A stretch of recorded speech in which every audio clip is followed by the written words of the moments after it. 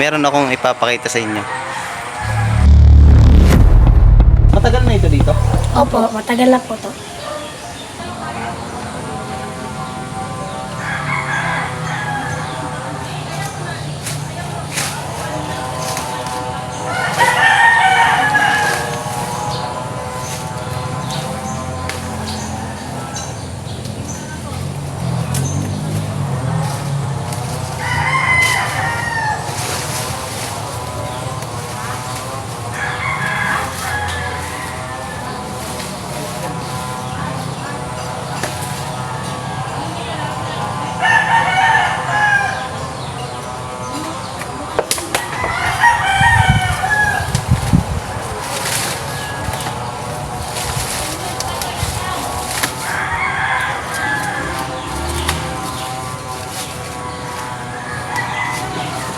Ito ang kanyang itsura.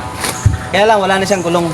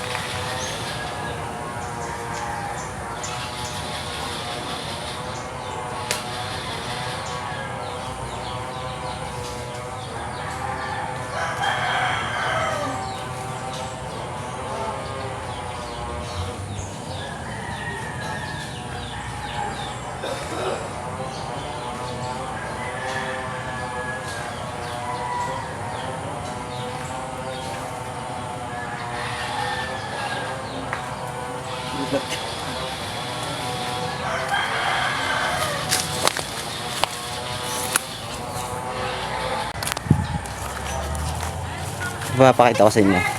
Ito. Kaya lang wala na siyang gulong. Ang lalaki ng kanyang mga bakal, oh. Ang kakapal ng bakal. Tingnan natin dito sa likod. Ito. Dito siguro nilalagay ang kanyang bala. Ah, ito. Nandito pala sa may ilalim. Ang kanyang yung lagay ng bala. Ito. Ayan ito.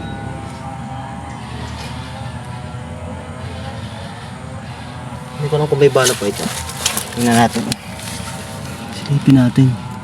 Ah, pinakalak. Meron siyang pinakalak. Siguro matatanggal to.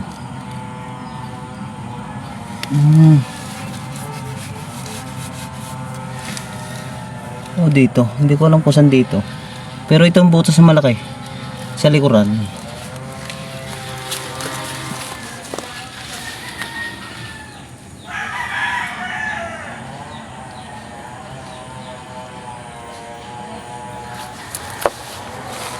Tingnan natin dito. Kahit matagal na panahon na ito dito, kita naman natin ang kanyang mga bakal ang kakapal pa. Tsaka solid.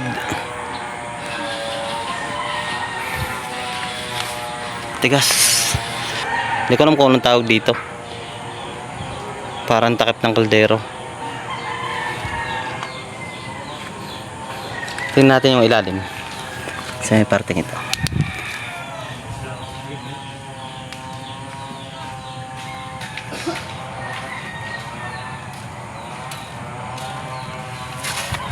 Tas kung makikita natin yung ilalim nito, talagang nilulumot, pero yung bakal niya talagang bombo pa rin.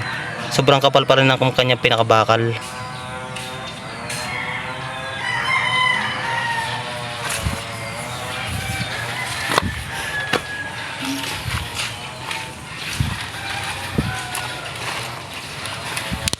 Tapos ito kung makikita natin yung kanyang pinakailalim. Ito, hindi ko lang kung saan ginagamit ito kasi may gilay-gilay. Ito, kung makikita nyo, may pinakagilay-gilay siya.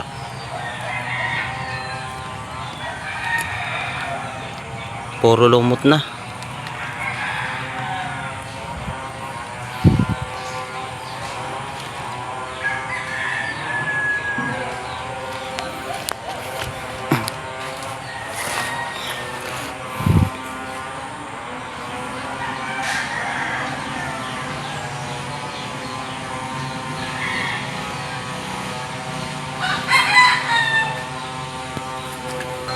Ang taba.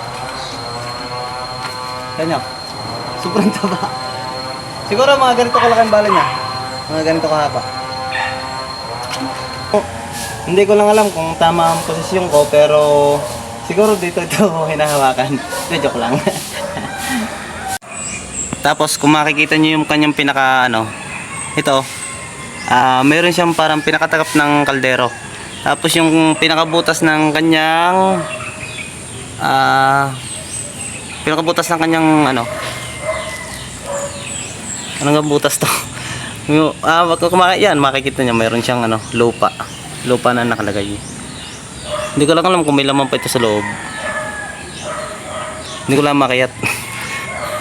Taas.